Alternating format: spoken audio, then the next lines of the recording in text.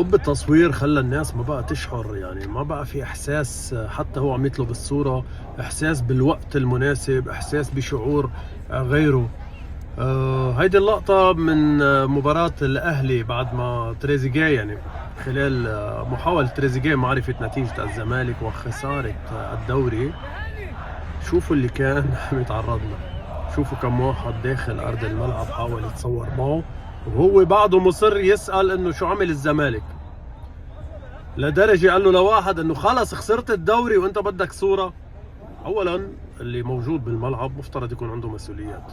ثانياً إنه تريزيجيه ابن البلد، فيك تاخد صورة معه وين ما بده، فيك تزوره بالتمرين قبل التمرين، فيك تلتقي فيه بالشارع، منه يعني نجم محترف جاي من برا.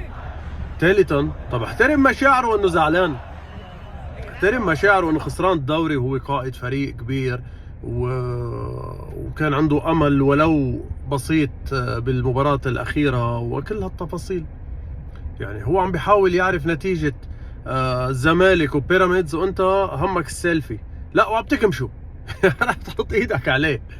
غريب غريب.